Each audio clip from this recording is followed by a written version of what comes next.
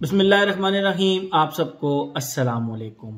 Frequently asked questions का ये जो हमने सिलसिला शुरू किया था, बहुत सारे लोगों को पसंद आया, बहुत सारे लोगों को इससे फ़ायदा भी हुआ।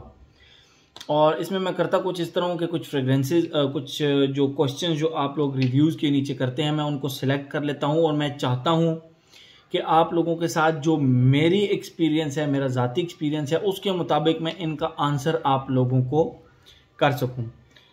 तो अच्छा रहता है, इन क्वेश्चन से मेरे अपने नॉलेज में भी इजाफा होता है और आप लोगों के साथ भी मैं ये चीज़ें शेयर कर सकता हूँ। तो लंबी चौड़ी बात किए बगैर, क्योंकि ये वीडियोज़ हमारी हमेशा लंबी हो जाती हैं, तो आते हैं डायरेक्ट क्वेश्चंस की तरफ। ये पहला क्वेश्चन जो मैंने सेलेक्ट किया है, ये है इंजीनियर हसनैन निसार साहब का। इन्होंने लिखा है, अस्सलाम वालेकुम brother, your reviews are excellent, you explain wonderfully, माशाल्लाह। My question is, after putting सब fragrances we feel hungry. Why does it happens? Whenever I put Oud Mood by Latafa, I feel extremely hungry. What's the logic behind it? देखें, जो आपके ये olfactory receptors होते हैं, ये जो आपका सेंस ऑफ स्मेल होता है, ये भी आपकी जो एपिटाइट होता है, आपकी जो भूख होती है, उसका रिस्पॉन्सिबल ये भी होता है। कभी आपने नोट किया होगा, आप कभी स्कूल से या ऑफिस से, यूनिवर्सिटी से, कॉलेज से घर वापस आएँ, आपको घर के अंदर एंटर होते हुए भूख नहीं लगी होगी, लेकिन आप जैसे ही घर का दरवाज़ा खोलेंगे और आपकी वालदा या घर वाले अगर वो पुलाव बना रहे हैं या कोई ऐसी चीज़ बना रहे हैं जिसकी खुशबू पूरे घर में फैली हुई है, एक नेचुरल फिनोमिना है कि आपको उससे भूख लग जाती है। ठीक है, तो आपके जो ऑल्फैक्टरी रिसेप्टर्स होते हैं, आपका ये जो नोज़ होता है, ये डायरेक्टली अटैच्ड होता है आपके एपिटाइट के साथ, आपकी भूख के साथ।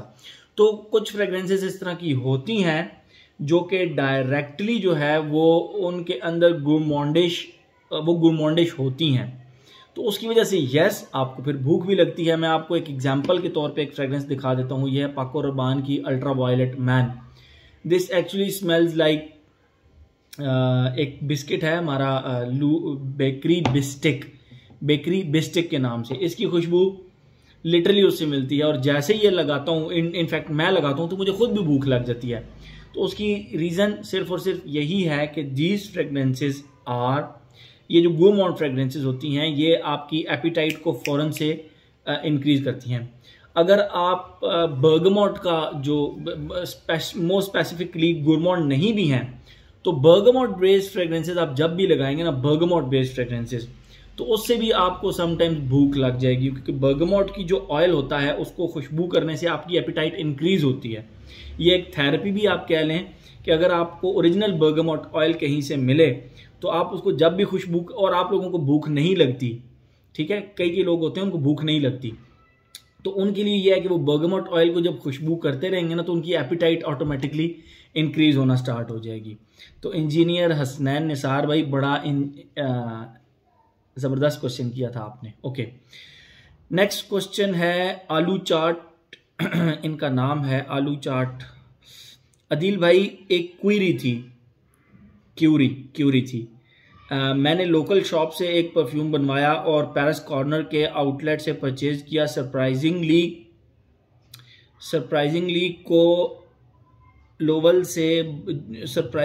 जो लोकल से बनवाया था वो इवन नेक्स्ट डे ड्रेस से स्मेल आ रही थी, but Paris corner faded in 5 to 6 hours। तो प्लीज़ थोड़ा बताएं इस बारे में। यानी इन्होंने एक लोकल शॉप से परफ्यूम बनवाया और एक पेरिस कॉर्नर का परफ्यूम लिया, तो वो जो लोकल शॉप से लिया था वो नेक्स्ट डे भी कपड़ों से आ रहा था, जबकि जो पेरिस कॉर्नर था वो 5 से 6 घंटे बाद उड़ गया था। इसकी जो सबसे बड़ी एक रीज़न हो सकती है वो ये है कि दोनों फ्रेग्रेंसेस के जो डीएनए हैं वो डिफरेंट होंगे। मैं आप लोगों को एग्जाम्पल के तौर पर दिखाता हूँ। ये एक फ्रेग्रेंस डीएनए है, ये मेरे पास शोपा का है, ब्लैक इंसेंस मलिकी एक फ्रेग्रेंस है। ये इसका डीएनए इस तरह का है कि इसने लास्ट करना ही करना है, ये नेक्स्ट डे भी आपको अपने कपड़ों से आएगी। ठीक है, एग्जाम्पलरी तौर पे बता रहा हूँ, अभी बाकी कोई फ्रेग्रेंस मेरे पास पड़ी हुई नहीं है। तो कुछ फ्रेग्रेंसेस इस तरह की होती हैं जिनका डीएनए ही इस तरह होता है। आप उनका क्लोन भी बनवाएंगे तो उनके क्लोन में भी ये खासियत होती है कि वो उन्होंने लास्ट करना है। ठीक है, उन्होंने 2 से 3 दिन लास्ट करना है आपके कपड़ों पे। तो एक तो वजह सबसे बड़ी ये भी हो सकती है, और दूसरा अगर वो स्टिल सिमिलर हैं तो ऑयल कंसंट्रेशन पे भी बहुत ज़्यादा डिपेंड करता है, आपके परफ्यूम में कितने % ऑयल है। लेट्स सपोज अब इसके ऊपर जिस तरह लिखा हुआ है 79% वॉल्यूम, इसका मतलब है कि इसके अंदर 21% ऑयल है बकौल इस स्टेटमेंट के, ठीक है। जबकि इसी तरह ये अल्ट्रावायलेट मैन है, इसके ऊपर लिखा हुआ है, इसके ऊपर वो तो नहीं लिखा हुआ कंसंट्रेशन इसकी, बहरहाल आई नो कि ये एक ईडीटी वर्जन है, ठीक है। तो इसमें ऑयल की कंसंट्रेशन कम है। तो ईडीटी आर बेसिकली जो बने होते हैं वो प्रोजेक्ट करने के लिए बने होते हैं, उनकी लास्टिंग कम होती है अमूमन बता रहा हूँ, 100% ऑथेंटिक नहीं। कुछ ईडीटी भी होते हैं जो कि बहुत ज़्यादा लास्ट करते हैं, जिस तरह ये ईडीटी है लेकिन मुझ पे 12-12 घंटे भी लास्ट करता है। बहरहाल ईडीटी जो होते हैं वो लास्टिंग का इशू उनमें आ सकता है, लेकिन वो प्रोजेक्ट बहुत अच्छा करते हैं। जबकि जो उदय परफॉर्म कंसंट्रेशन होती हैं उनका काम लास्ट करना होता है, वो प्रोजेक्ट बहुत ज़्यादा अच्छा प्रोजेक्ट नहीं करती। तो ये एक रीज़न है, ये एक रीज़न हो सकता है। पहला रीज़न ये है कि डीएनए डिफरेंट हो सकता है, दूसरा ये है कि ऑयल की कंसंट्रेशन, अगर सेम डीएनए है, सेम फ्रेग्रेंस के क्लोन्स हैं, तो फिर वो ऑयल कंसंट्रेशन पे भी डिपेंड करता है। और भी बहुत सारे फैक्टर्स होते हैं, आपके ऑयल की क्वालिटी कैसी है जिससे आपने परफ्यूम बनाया है, तो ये चीज़ें बहुत ज़्यादा मैटर करती हैं। बहरहाल ये एक अच्छा क्वेश्चन था। ओके, अगेन एक क्वेश्चन आया है आलू चाट भाई की ही तरफ से, अदील भाई, is that normal that same fragrance on different day last differently? यानी क्या ये नॉर्मल है कि जो एक फ्रेग्रेंस है वो आप पे डिफरेंट डेज में डिफरेंटली लास्ट करेगी? इसको मैं बताता हूँ। उसका मैंने फिर इनको रिप्लाई किया तो इन्होंने अगेन एक क्वेश्चन किया और वो भी बड़ा अच्छा, अदील भाई, what is the average time a good fragrance must last, यानी कितना लास्ट करना चाहिए? पहला क्वेश्चन जो है वो इनका वो ये है कि डिफरेंटली लास्ट करना चाहिए, यस। फिर आप लोगों को दिखाता चलूं, ये एक फ्रेग्रेंस है शोपाक का ऊद मलिकी। अब ये एक दिन मुझ पे 24 घंटे चली, उसके लगभग 2 हफ्ते के बाद मैंने दोबारा इसको लगाया तो ये मुझ पे 5 से 6 घंटे चली। क्यों? एनवायरमेंट। जिस दिन ये मुझसे 4 से 5 घंटे चली, मेरा आउटडोर एक्सपोजर भी रहा, मेरा सन के साथ भी एक्सपोजर रहा, तो इसने मुझ पर ज़्यादा लास्ट नहीं किया फिर। और जिस दिन मैं इंडोर्स रहा तो उस दिन इसने मुझ पे लास्ट भी ज़्यादा किया। और मैं मतलब शाम को, ज़ाहिरी बात है, जब आप ऑफिस से घर आ जाते हैं तो उस वक्त फिर आप पे लास्टिंग का इशू भी नहीं रहता फिर। तो नेक्स्ट डे फिर एक ऑब्वियस सी बात है, जब आप कपड़े क्लोजेट में लटका देंगे तो फिर उसकी खुशबू नेक्स्ट डे मोस्ट प्रोबेबली, लटकाते हुए खुशबू आ रही है तो नेक्स्ट डे फिर उसमें से खुशबू आ रही होगी। बहुत अच्छा सवाल। और यही मस्ट लास्ट, कितना लास्ट करना चाहिए? एक अच्छी फ्रेग्रेंस को कम अज कम 4 से 5 घंटे लास्ट करना चाहिए, कम अज कम। अब इसमें मैं सारे फैक्टर्स को एक्सक्लूड कर रहा हूं कि आप इंडोर्स भी ना रहें, आप आउटडोर्स भी जाएं, और यह है कि गर्मी बस मुनासिब सी हो, 30-31 डिग्रीज का टेम्परेचर हो। 45 डिग्री पे तो अगर परफ्यूम 1 घंटा भी चल जाता है तो उसको आप बहुत प्यार मोहब्बत से रखें, क्योंकि गर्मी में परफ्यूम्स नहीं चलते, ठीक है। परफ्यूम सर्दियों में ही चलते हैं या मुनासिब से एक टेम्परेचर में चलते हैं। बहरहाल हर चीज़ फैक्टर को इंक्लूड कर दें सिवाय टेम्परेचर के, तो a fragrance must last around 4 hours. 4 hours तक उसको मिनिमम लास्ट करना चाहिए। अगर इससे कम लास्ट करती है फिर वो मज़ेदार फ्रेग्रेंस मेरे कागज़ों के मुताबिक नहीं है, ठीक है। बहुत अच्छा क्वेश्चन था ये भी। अगला क्वेश्चन है मुजम्मिल भट्टी भाई का, अदील भाई, नोज ब्लाइंड हो गया है, कोई सोल्यूशन बताएं। ये प्रॉब्लम मेरे साथ भी आया था। मेरी नोज ब्लाइंड मतलब इस तरह हो गया कि मैं एक ही दिन में सुबह ये लगा कर जा रहा हूँ, शाम को आकर मैंने शोपाक का ऊद मलिकी लगा लिया, अच्छा रात को जिम कोई और फ्रेग्रेंस लगा कर जा रहा हूँ, उसके बाद जब सेंट ऑफ द नाइट बनाया तो फिर मैंने इसको बना लिया। एग्जाम्पलरी तौर पे बता रहा हूँ, रात को सोते वक्त मैंने फिर ये परफ्यूम लगा लिया। उससे नुकसान क्या हुआ? मैंने अपने अंदर ये चीज़ नोट की, अब की बात नहीं है, आपसे 1-1.5 साल पुरानी, 2 साल पुरानी बात है। तो मैंने नोट किया कि यार मैं फ्रेग्रेंस लगाता हूँ, 5 मिनट बाद मुझे तो खुशबू नहीं आ रही होती, करीब के लोग कह रहे थे ओ भाई इतना तेज़ परफ्यूम लगा लिया है, और 5 मिनट बाद लिटरली मैं सोच रहा होता हूँ यार मैंने परफ्यूम लगाया भी था। तो ये होता है कि आपके ऑल्फैक्टरी रिसेप्टर जो होते हैं वो टायर्ड जल्दी हो जाते हैं, थक जाते हैं, वो फिर आपको वो खुशबू लगी हुई होती है, पास करीब के लोगों को आ रही होती है लेकिन आपको नहीं आ रही होती। तो उसका रीज़न यही होता है कि आप बहुत ज़्यादा बस हर वक्त फ्रेग्रेंस ही लगाते रहते हैं। एक फ्रेग्रेंस लगाई, 2-4-5 घंटे बाद एक और लगा ली, एक और लगा ली, एक और लगा ली। तो एक रूल बना लें, अगर आप नोज ब्लाइंड, आप लोग भी जल्दी हो जाते हैं तो रूल बना लें। अगर जल्दी नोज ब्लाइंड हो जाते हैं तो रूल बना लें कि बस एक दिन में एक फ्रेग्रेंस लगाएं, और उसके बाद कोशिश करें कि नोज से दूर दूर लगाएं, ठीक है। लाइक आप अपने आर्म पे यहाँ पे लगा सकते हैं, यहाँ पे लगा सकते हैं, और चेस्ट से नीचे एक स्प्रे अपने एब्डोमिनल एरिया, इस एरिया में लगा सकते हैं। That's it. 3 स्प्रेज करें, दैट्स इट। आहिस्ता आहिस्ता जो आपका ऑल्फैक्टरी रिसेप्टर्स हैं वो रिपेयर होना शुरू हो जाते हैं। या सबसे अच्छा तो मैं ये कहूँगा कि 1 हफ्ता बिल्कुल फ्रेग्रेंस लगाना ही छोड़ दें, बिल्कुल फ्रेग्रेंसेस को लगाना ही छोड़ दें। 1 हफ्ता आपको खुद रिजल्ट मिलेंगे। ये होता रहता है, हर किसी के साथ होता है, मेरे साथ भी हुआ था। मैंने तो लिटरली फिर उस वक्त बैठा, टेबल पे बैठा, मैंने काम किया कि मैं ऐसा करता क्या हूँ कि मैं नोज ब्लाइंड जल्दी हो जाता हूँ। तो मैंने ये देखा कि मैं एक दिन में बहुत ज़्यादा परफ्यूम्स लगाया करता था, 3, 4, 5 परफ्यूम्स लगाया करता था। तो इसलिए मैंने उनको क्वांटिटी को भी कम किया, और मैंने लिटरली 1-1.5 हफ्ता, कोरोना भी चल रहा था उन दिनों, तो ऐसा नहीं है कि कोरोना की वजह से सेंस ऑफ स्मेल गई थी, लेकिन उससे पहले भी मैं नोज ब्लाइंड जल्दी हो जाया करता था। तो उसके लिए मैंने हल फिर ये निकाला था कि मैंने 1-1.5 हफ्ता, 2 हफ्ता घर पे ही थे, क्वारंटाइन के अंदर थे, तो मैंने फ्रेग्रेंसेस 2 हफ्ते लगाई ही नहीं। और उसके बाद जब मैंने लगाई मेरी फ्रेग्रेंसेस को, फिर मैंने भी इंजॉय करना शुरू कर दिया, ठीक है। तो ये मुजम्मल भट्टी भाई का बहुत अच्छा क्वेश्चन था, और मैं अपने एक्सपीरियंस के लिहाज से आपको ये जवाब देता हूँ, ठीक है। ये है जी हमादे रहमान भाई हैं, इन्होंने पूछा है भाई परफ्यूम हम कैसे फाइंड करें अगर किसी का परफ्यूम स्मेल किया हो वो वाला। यानी इनका कहने का मकसद ये है कि अगर हमने किसी बंदे पे एक परफ्यूम खुशबू किया है तो हम कैसे पता करें कि ये कौन सा परफ्यूम है। सबसे आसान और सबसे बेहतरीन तरीका है, और इससे सामने वाला बंदा भी खुश हो जाएगा, कि सबसे पहले तो आप उस बंदे को करें कॉम्प्लीमेंट कि भाई आपने बहुत प्यारा परफ्यूम लगाया हुआ है, और अब आप मुझे ये बताएं कि ये आपने परफ्यूम लगाया हुआ कौन सा है, ठीक है। ताकि आपको लाइफ में ये रिग्रेट ना रहे कि यार आज से 4 साल पहले एक बंदे ने एक परफ्यूम लगाया हुआ था, काश मैं उससे उसका नाम पूछ लेता तो आज मेरे पास भी वो परफ्यूम होता। तो तारीफ करें और उसके बाद परफ्यूम का नाम भी पूछ लें, ये सबसे बेहतरीन हल है।